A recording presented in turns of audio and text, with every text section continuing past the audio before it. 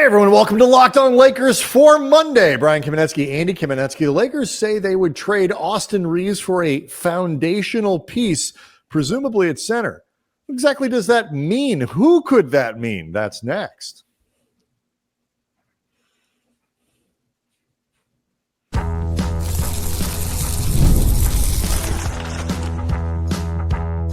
You are Locked On Lakers, your daily Los Angeles Lakers podcast, part of the Locked On Podcast Network, your team every day. Thanks to everybody for making Locked On Lakers first listen of every day, Monday through Friday. No matter how or where you get your podcast, this one is always free, never behind a paywall. And Locked On Lakers on YouTube is where you can go hang out with over 35,000 subscribers, Andy, all of whom are they're getting themselves ready for the summer. They're looking at what's going on in the playoffs and trying to divine lessons from that. They're checking out Giannis Antetokounmpo meeting with the Bucks this week. Could that have a positive impact on the Lakers? We will tell you that before the end of today's show. But first, Andy, I need to tell you that today's episode is brought to you by Monarch Money. Take control of your finances with Monarch Money. Use the code LOCKEDONNBA at monarchmoney.com for 50% off your first order. The second thing I need to tell you, though, Andy, is we went into, I believe it was Friday's episode about Alex Caruso. He's been on the minds of a lot of people this weekend. We may bring him up as we talk about team building, about Austin. Congratulations, by the way, to Alex Caruso as part of the Thunder, now officially punching their ticket to the Western Conference Finals. Also, this is something that may come up during the week, but either way, congratulations to former baby Lakers Julius Randle and Josh Hart for also being a part of the conference finals, West and East. So I'm sure people will point out in the comments section that I did get my plucky white Lakers confused. Could happen to anybody. We talked about how Austin Reaves was on the trading, I wouldn't say on the block, but at least you could get him there if you put the right quote unquote foundational piece on the table in return. This, according to Dan Woike in his newsletter at the LA Times. And so we talked about that for Friday. And it's an interesting thing because when you talk about, well, we need centers, what would you be? Who's good enough? You actually got to kind of sit down and be like, if you were going to trade Austin Reaves for a center, who is that? How many people qualify as foundational that maybe Reaves could be part of a trade with? And fortunately for everybody across the network, whether you're getting it on YouTube, on the YouTube channel Locked On Lakers, or Apple on iTunes or whatever, you've actually done the work, Andy. You went in and you are now have made a list of every center in the league, basically, and whether or not they qualify as foundational enough in a hypothetical Austin Reaves deal. Well, to be specific, I went through the starters for every team in the league because I think we can all agree, like, the third string center on the Hornets probably not good enough to merit getting traded for Austin. But I really started thinking about, like, the idea of what Dan's report actually means in terms of what is a realistic possibility to even start thinking about Austin being a part of a trade. But then also, what does it mean if you don't start landing on many scenarios that could involve Austin to begin with, at least for big men? We'll, I'm sure, start branching out towards other positions as the offseason goes along. Some of these trades could or could not involve Austin. But I really started thinking about Dan's report and what it actually means. So I took the starting centers across the league and I divided them up into three categories. Category A, their team ain't trading him at all in any likelihood, much less for Austin Reaves. Category 2, names or guys that really qualify as names that could theoretically be on the move for a variety of reasons. And then category 3, everyone else. So I'm going to run through these names. The first set being the one off the table, unlikely to go anywhere. I'm going to give you the names. You just tell me, do you disagree with my categorization? But otherwise, if we agree on those, we move on. And do you want me to tell you if I think, if they're like sort of untouchable, could Austin Reaves be part of a package that could get him? Well, I would say for category 1, it's really more, do you even it's about Do agreeing I or agree with disagreeing your with categorization? Okay, go Right. ahead. Category 2, when I start naming guys that could theoretically be on the move, that's where I think it starts becoming more applicable with Austin. And then, is he worth it from the Lakers' perspective? Do we think the other team would do it? But anyway, these are the guys that I think will be off the table in all likelihood for Austin or anybody else. Nikola Jokic, Wemby, Alperen Şengün, Miles Turner, impending free agent in some type of sign and trade. I don't see a world where the Nope. conference finalists Indiana Pacers trade their starting center, who's a 2 conference finals in a row, by the way, for Indiana. lifer with the organization. I don't picture that happening. Jalen Duren, Alex Sarr, and I can't believe I'm saying this name, but 2 conference finals in a row is 2 conference finals in a row. I think it might take a lot for the Wolves to trade Rudy Gobert at this point. It's kind of crazy to say after all the bleep they took on the heels of that trade.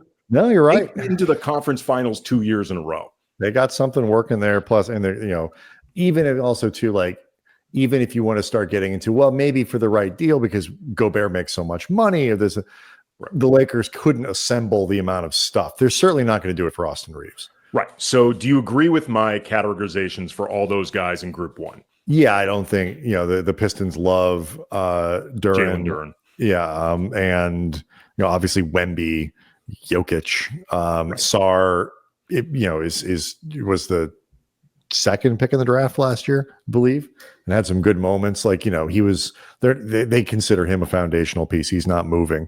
Yeah, I think that's a pretty good list. Okay. Now, here are some of the best names that I think could at least theoretically be on the move for a variety of reasons, which could include team needing to go in a different direction, owner's contract, yada, yada. Jaren Jackson Jr. Would you put Austin in a deal for Jaren Jackson Jr. without getting into the weeds, but just as a theoretical? Because my answer is yes. I would certainly consider it. Yes. Bam Adebayo. Less. I would seriously consider it. I would consider it. It's not even the giving up Austin part. I'm a little worried about Bam based on how he played this year, but I think next to Luka, a lot of things could change. I would at least consider awfully good. I would get deep into my Bam Adebayo file and start making some calls. There's no question. Ivica Zubac. Yes. Done. Yeah, done. Absolutely. Done. Yeah. 100%. He's become very, very good. And you also have to remember, for these guys that I'm saying done, it is harder to find Ivica Zubac than it is to find Austin Reaves, even though Austin Reaves is very good. Yeah. It is harder to find someone at Ivica Zubac's size. It's not like Ivica, and Zoo is not like 38 either. No, he might be younger than Austin.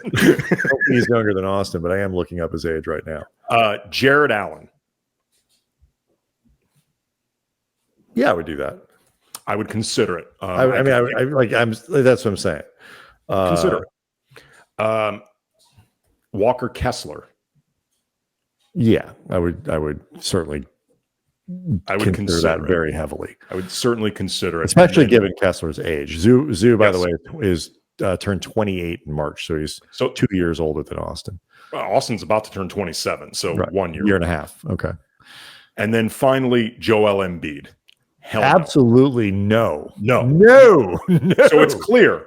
No, Embiid is obviously the more talented player. Right? No, but he's never ever right. Not touching. I am not. I am concerned about Jaren Jackson Jr.'s health. That would be one of the big things. I realize Laker fans was like, "Oh, he's overrated as a DPOY guy, and he's not good enough at this, and he's not. He's really good, and he's an all-star level, all-star caliber type player. He's banged up a lot." Okay, so from this, from this list that I've given you, because we're coming up against a break soon, so we'll get into the guys that I considered the others. But from that list, we've got Jaren Jackson Jr., Bam Adebayo, Walker Kessler, Jared Allen, and Ivica Zubac as all somewhere between would at least consider it to done deal, get the paperwork in before the other team changes their mind. And this is independent of whether or not we think those players would actually be available. It's just because this is the threshold that I established. I can picture a world in which they are available. I'm not saying a likely world. No, but and I'm not even saying it's a world that the Lakers could conquer with what they can offer. I'm just like the Clippers, for example, with Zubats. I don't think they're in any hurry to get rid of Zoo at all. They might just realize we have come as far as we can get with this grouping. Some changes may need to be made, and we need to rebuild some draft capital. We need to rebuild. We had a bunch Kawhi of stuff. and Norman Powell and James Harden all healthy-ish in the first round, as healthy as you get at this point of the year, and we didn't make it out of the first round. Right. So that's where I'm including someone like Zubats. Do I think the Clippers are looking to move him? No. Okay, let me tell you where I think your list kind of nails it next. Locked on Lakers is brought to you by Monarch Money. We all do it. You check your bank account. You're wondering, like, where did my money go? How am I spending it? And maybe you're dining out. You're shopping online.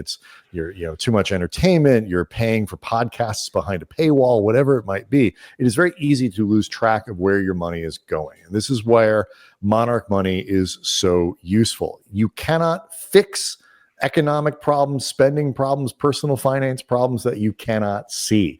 And Monarch Money allows you full visibility into your financial life, whether that's your checking account, your investments, savings accounts, different things that you have that make up the totality of your personal finances. You need to be able to see all of it in one place. That's what Monarch Money is. It's like having a personal CFO in the form of a really easy to navigate dashboard. So once you see what's going on, that's when you can make some meaningful changes to what you're doing, get a really good feel for your spending habits, your saving habits, all that stuff. You stop managing your money and you start building wealth. So if you want to take control of your finances, get that visibility, you can go to Monarch Money, use the code LOCKEDONNBA at monarchmoney.com for 50% off your first year. That's monarchmoney.com, code LOCKEDONNBA for half off your first year.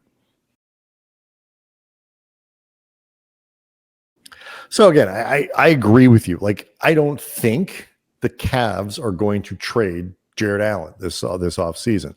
I think they look at what happened to them against Indiana in the playoffs and said, you know what, we ran into injuries at the wrong time.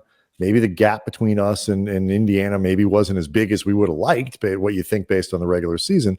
We had a lot of guys banged up at the wrong time. I don't think you make foundational changes for that. But that said, I could see it. I don't think those guys. It's not like the idea that the Spurs might trade Wemby.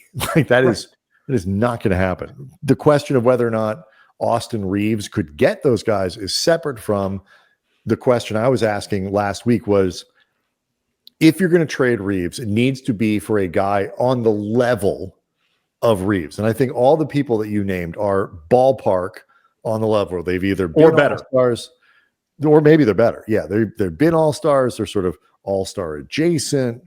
Or rapidly improving, like a guy like Zubats, criminally underrated in some ways. All of those players, I think you could look at and say, are on the level of an Austin Reaves.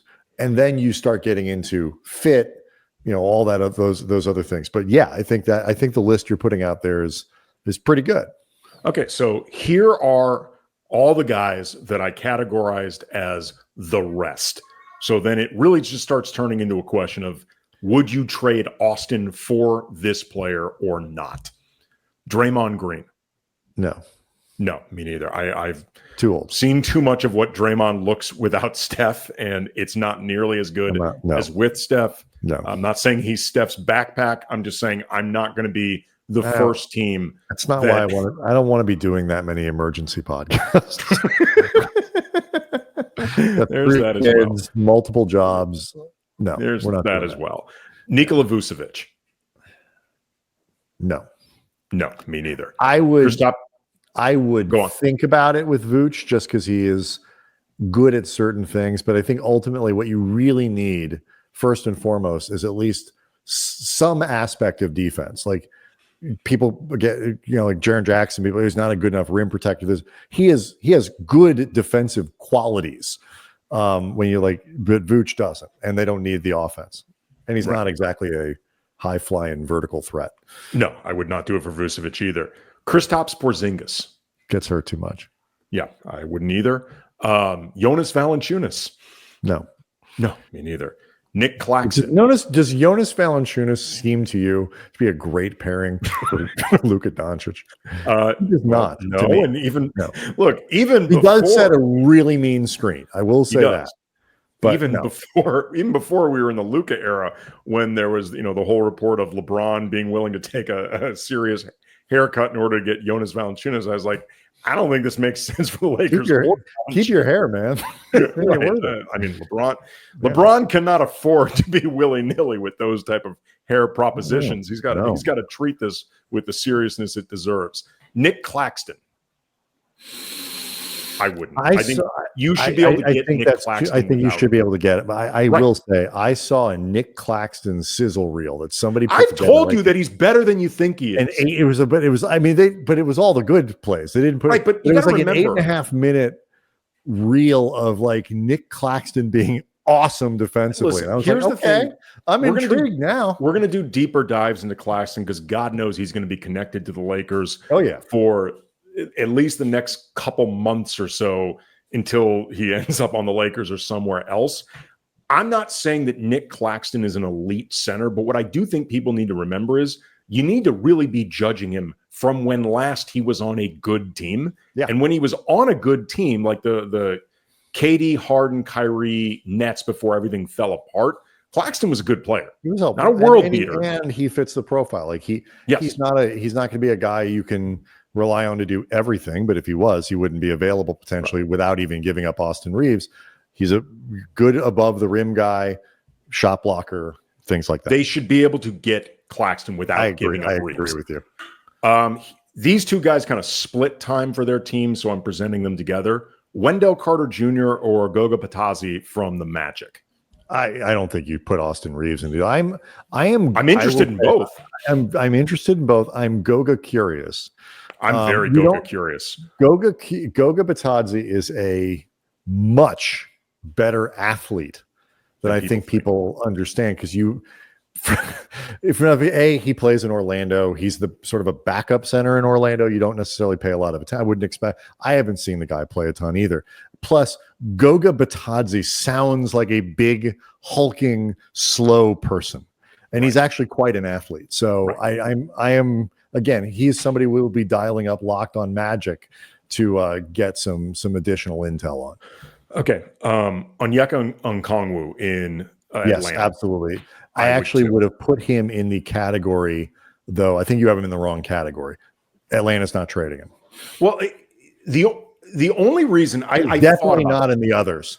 He's definitely not in the others. You're probably correct. I probably put him in. The only reason I put him in the others is simply because Atlanta is such a weird team with what they're doing. It felt hard to peg what they would do with anyone, but you're probably right. That's true. But but the answer is yes. I agree with you. I him, would too. Richesay, and probably, I think they trade Trae Young before, barring something totally ridiculous. I think they trade Young before they trade Okongwu.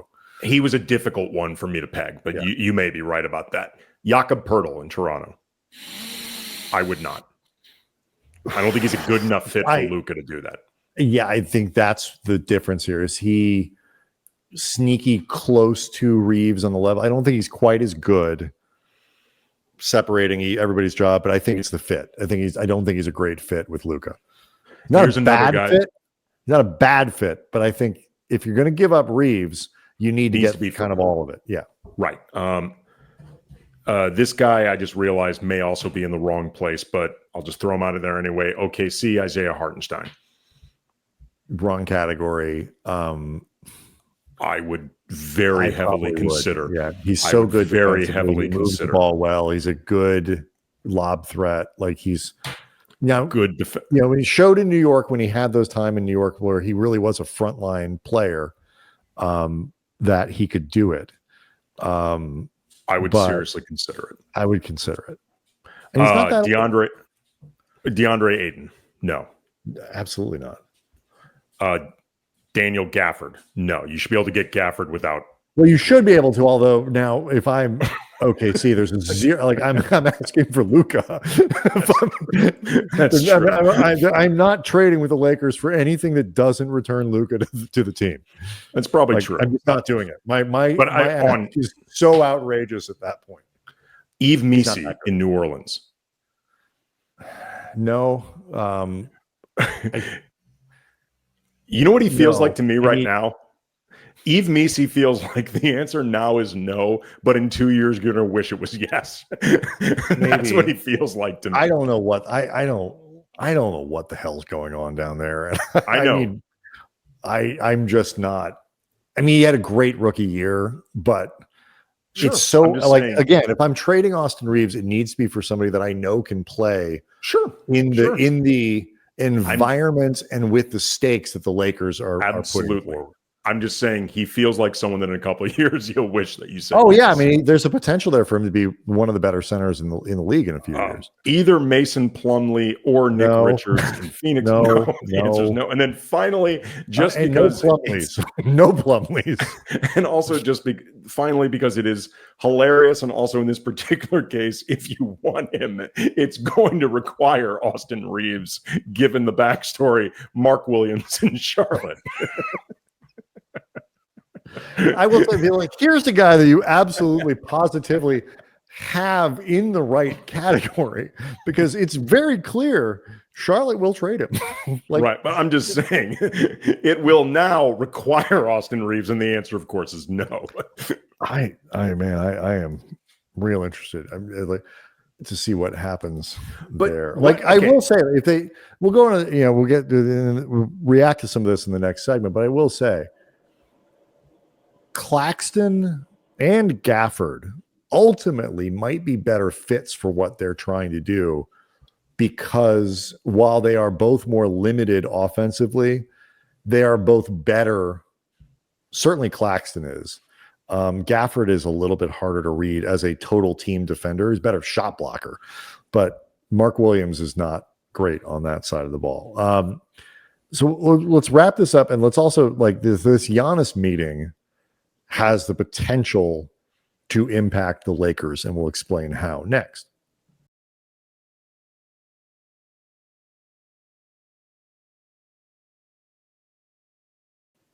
So before we get back to this sort of discussion of centers, and I think the way you broke this down was really, really good. Like, it's just at some point you start putting names to things, and you start to see how complicated some of these things are, how few people there really are. Like, that was picky about Nick Claxton, but like, okay, if not him, who?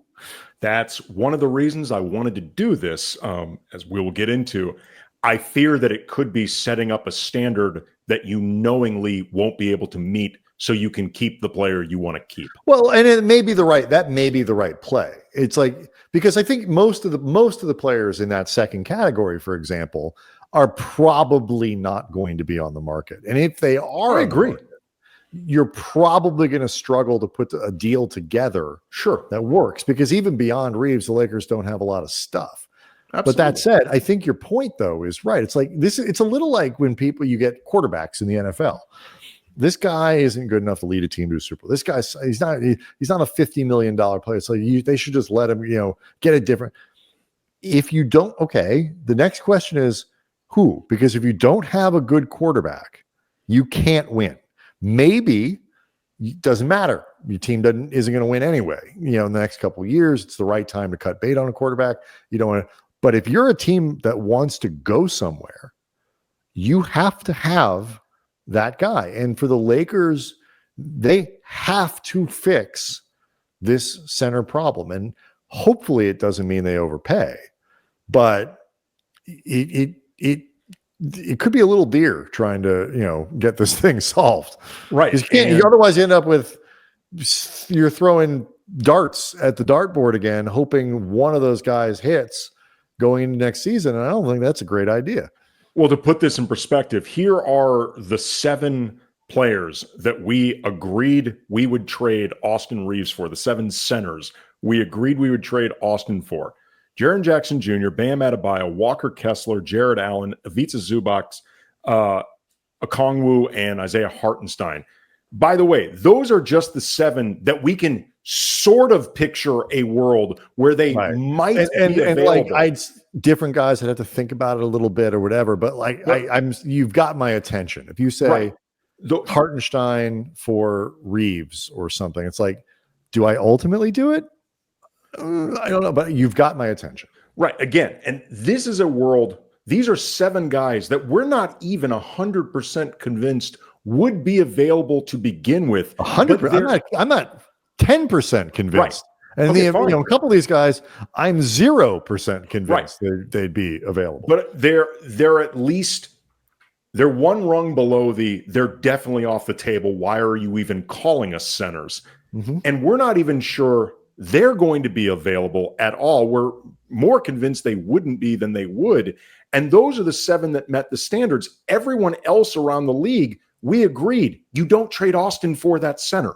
So it puts the Lakers, at least in terms of using Austin potentially to get a center, in a very difficult place where you ultimately may not be using Austin to get a center as a plan because that plan doesn't exist. Yeah, you know what I mean? Like in a tangible, real world, that plan is not real.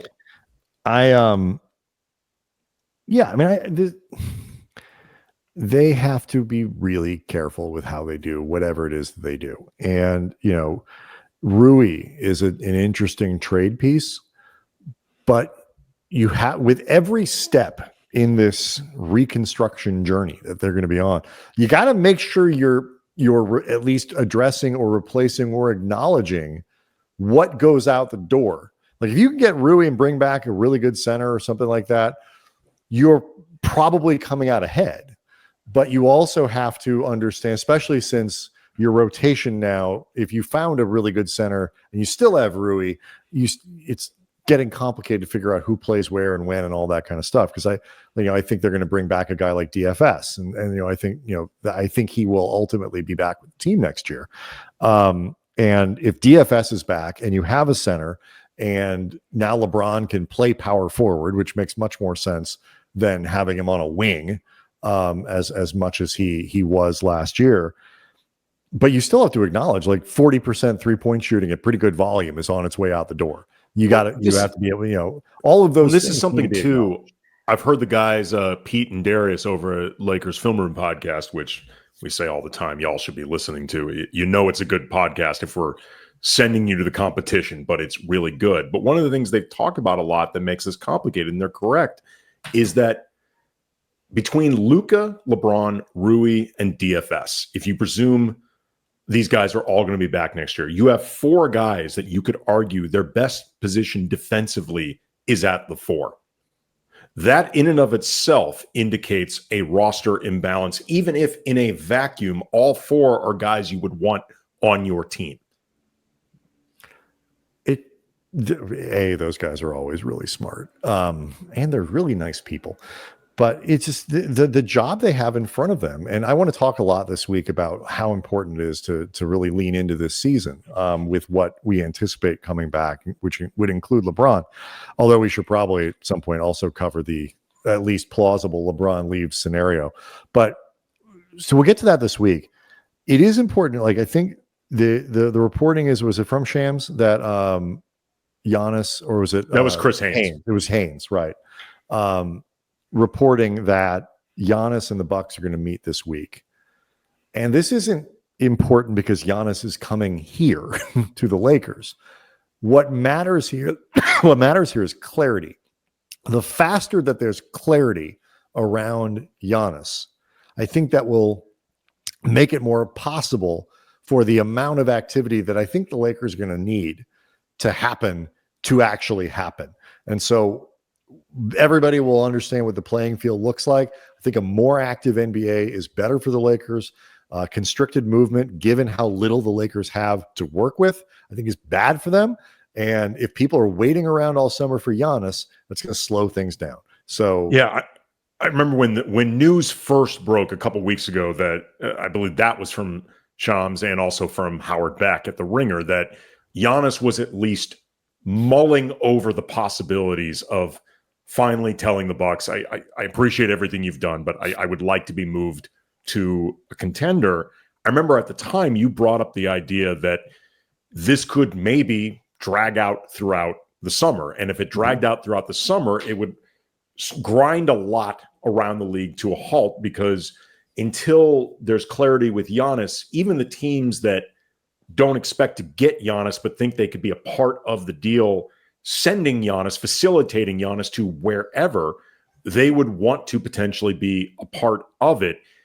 It's much better for the Bucks if the writing is on the wall, or you have an idea of where this is going to go. It is far better for Milwaukee to have agency in this upcoming draft, and to have, say, the Spurs or whoever else could be involved in the draft drafting for them, and to start this thing over right now, or to trade them the picks for whatever. It is much better for Milwaukee to get this figured out soon, and rather than over the summer. And I think it's reflective of Giannis too, that like Giannis is 30, which isn't ancient, but he's had injuries in the last few playoffs. Right. He's had injuries. He is not, he doesn't necessarily have tons of years left to be Giannis. And I think the idea here isn't that I don't like Milwaukee anymore. I think the organization has treated me poorly. He's not forcing. It's one of these things where he's the organization. If Lillard hadn't hurt himself, the organization's in a really tough spot. They appear to be being passed by multiple teams in the East. They took a huge swing on Lillard, used up a ton of capital. It didn't work the way they needed to really work this year, and it didn't. And needed to work last year. It did, but if it wasn't going to work last year, it really needed to work this year, and it's not going to get better from here. No. Lillard's injury affords the Bucks an opportunity to be like, it's very similar to what Boston is. Boston's a little different in the sense that they can keep working around their stars, move some pieces around, have a down year or whatever, and come right back and be really good the year following. Milwaukee is much more likely to slide into that perpetual 6, 7, 8 area. 5, you know 6, what 7, it is? 8. And if Giannis is just like, you know what, that's bad for everyone. I'll tell you what it is. I think it's okay. It reminds me of when Russ and the Thunder finally agreed it's time to part ways. There was no bad blood on either side. I mean, we've seen in the games where Denver has played against OKC in the semifinals, like Russ gets huge applause every time he checks into the game. I think Russ has still genuine, sincere love and affection for that organization. They, I think, did each other right. But I think they both realized this has run its course. We can't do for each other what we need. And I think that's the situation Milwaukee's. I'm sure Giannis has no hard feelings against. He'd have no reason. It's pretty clear they've done whatever they could, and they won there. It's like, yes, exactly. This happens. Like, this is game in Portland. This is part of it. I feel like everybody is handling this in the best way possible, because it's gonna be hard for Milwaukee to genuinely say, you know what, we think we can fix this in a way that isn't going to make you wait until you're 33 or 34 years old. I just don't. They're out of moves, man. I just, and we'll get into this team building question that if you're watching on YouTube, you see at the bottom of the rundown. Didn't get to for Monday, but what we saw this weekend with Denver versus OKC, what we've seen throughout the playoffs, is this question of how you put teams together, what you value, how aggressive you have to be, how long your window is, if you can put something together. All really important questions the Lakers are grappling with, and we will grapple with them over the course of the week. Locked On Lakers on YouTube is where you hang out with over 35,000 subscribers to the channel. Send us questions, send us your comments.